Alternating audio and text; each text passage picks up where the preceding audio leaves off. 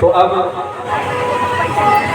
सुदामा जी ने सारा जीवन आयाचक वृत्ति से भगवत भजन करते हुए बिताया और अंत में भगवान के गोलोक को प्राप्त करते हैं। आगे संक्षेप में कथा श्रवण करें कि भगवान गोप गोपियों से मिलने की इच्छा करते हैं। तो एक बार सूर्य ग्रहण था, सूर्य ग्रहण में भगवान कुरुक्षेत्र पधारते हैं और जब कुरुक्षेत्र में पहुंचे वहां पर आज सारी गोप गोवर्णिनें भगवान का दर्शन करने के निमित्त आई हैं। जिन ग्वालिनों ने भगवान के साथ रासलीला में नृत्य किया था वो गोपियां आज कमर टेढ़ी हो गई, नृत्य हो गई, हाथ में छड़ी लेकर के और चल रही है, नीचे मुख करके चल रही है। ऐसा लगता है कि मानो भगवान देखने के लिए नहीं है तो जगत को क्या देखना। ऐसे वो सारी गोपियां वहाँ से तीर्थ यात्रा में आती हैं, भगवान सबसे मिलते हैं और सबसे मिलकर के भगवान ने उन गोपियों से कहा है कि हे देवियों, मैं तुम्हारा ऋणी हूँ और अगर हो सके तो मेरे अपराध को क्षमा करना, क्योंकि मैंने तुम्हारा त्याग किया। झूठ बोल करके मैंने बोला था कुछ दिन में मथुरा का दर्शन करके आ जाऊंगा, तो अगर हो सके तो मुझे अपराध मुक्त कर देना चाहिए। सुखदेव जी कहते हैं राजन, कितनी तो गोपियां ऐसी थी जिन्होंने भगवान का मुखारविंद देखते हुए उनके कमल का दर्शन करते हुए और वहीं पर अपने पंच तत्व का मुक्ति प्राप्त करती है तथा प्राणों का परित्याग कर दिया।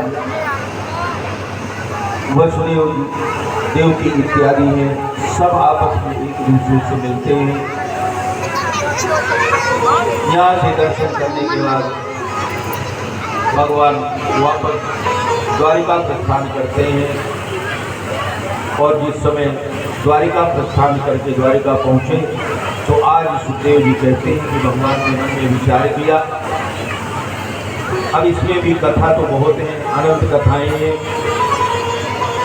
एक बार अर्जुन प्रतिज्ञा करते हैं ब्राह्मण बालक की रक्षा के लिए और उस समय भगवान के साथ अर्जुन लोकालोक पार करते हुए और श्वेत द्वीप में पहुंचते हैं। भगवान विष्णु के दो स्थान बताए गए। श्वेत द्वीप में महाविष्णु विराजते हैं और क्षीर सागर में विष्णु विराजते हैं। क्षीर सागर वाले नारायण जो है वो अवतार धारण करने वाले कृष्ण, और आज जिस समय श्वेत द्वीप में पहुंचते हैं अर्जुन और कृष्ण ने अपने ही परम स्वरूप को, क्योंकि अर्जुन कौन है? नर और कृष्ण है नारायण। बद्रीनाथ धाम में जो नर नारायण दो पर्वत है, धर्म के यहाँ जिनका जन्म हुआ था, ये दोनों नर नारायण ही कृष्ण और अर्जुन है। दोनों जिस समय महाश्वेत द्वीप निवासी विष्णु भगवान के समक्ष जाते हैं, भगवान विष्णु ने आदेश दिया है कृष्ण अब तुम्हारी मृत्युलोक की लीला का समय पूर्ण हुआ, अब तुम्हें वापस आना है। और भगवान वहाँ से अर्जुन को लेकर के और ब्राह्मण के मरे हुए पुत्रों को लेकर के आते हैं और अब भगवान ने मन में संकल्प किया है कि मुझे अब मृत्युलोक का परित्याग करना है। तो मृत्युलोक का परित्याग करना है तो उसके पहले करना क्या पड़ेगा? भगवान विचार करते हैं कि मेरा इतना बड़ा परिवार और इतने बड़े परिवार को, भगवान का परिवार कितना था? 16,108 रानियां और प्रत्येक रानी के 10-10 पुत्र, 10-10 पोते, 10-10 परपोते थे। और इतना बड़ा परिवार को पढ़ाने के लिए 3,88,00,000 अध्यापक थे और प्रत्येक अध्यापक 100 विद्यार्थियों को पढ़ाता था। अब इसको कैलकुलेट करना हो, जोड़ दो। भगवान ने मन में विचार किया कि मैं जाऊं, उसके पहले मेरे कुल का नाश होना चाहिए।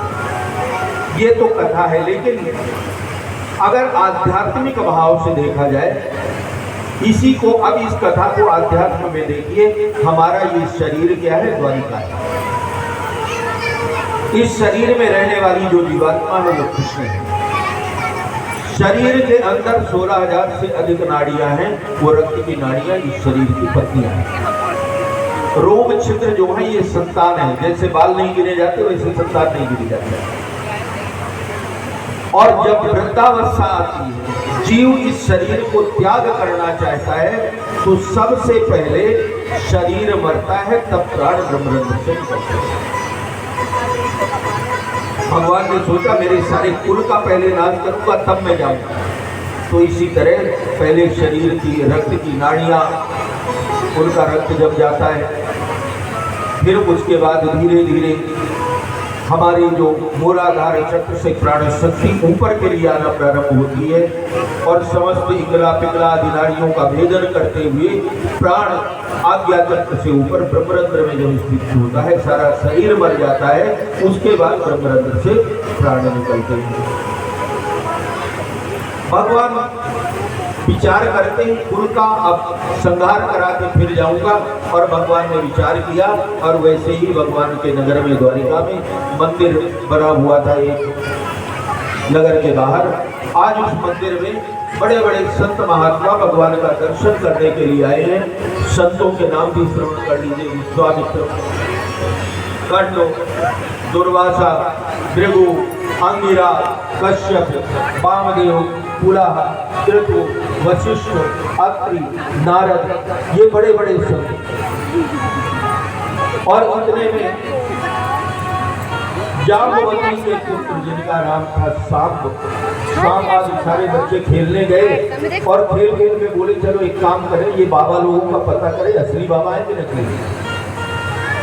परीक्षा लेने गए और सारे बच्चों ने मिलकर के सांब जो जाम्बवती के पुत्र थे उनके पेट में कड़ाही बांधी और कड़ाही बांध करके सर ढाका, साड़ी पहनाया, हाथ पकड़ करके संतों के पास ले गए। बोले महाराज जी बताओ, हमारी भाभी है ये बच्चा होने वाला है, तो ये पूछती कि बेटा होगा कि बेटी। संतों ने देखा और मन में विचार किया, देखो ये कृष्ण भगवान के नाती दोस्तों की ये दशा है। भगवान की प्रेरणा थी, संतों को आया क्रोध और एवं प्रलब्धा मुन्यास्तान ऋतु पिता ऋतु जनयिष्यति वो मंदा कुशलम कुलनाशनम।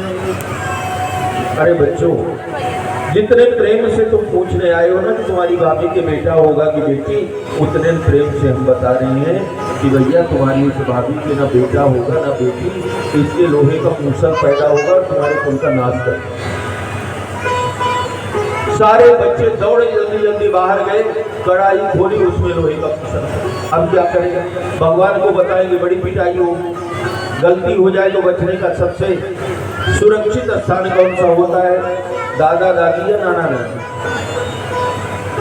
अब वहां से बच्चे, सारे बच्चों मूसल लेकर के भगवान के नाना जी उग्रसेन के पास गए। बोले नाना जी ऐसा ऐसा हो गया, क्या करें? बोले एक काम करो, जाओ इसको 20 के समुद्र में बहा दो। यद्यपि ऋषियों का श्राप झूठा नहीं होगा, फिर भी बहा दो। बहा दिया, एक टुकड़ा बचा, उस टुकड़े को जाकर के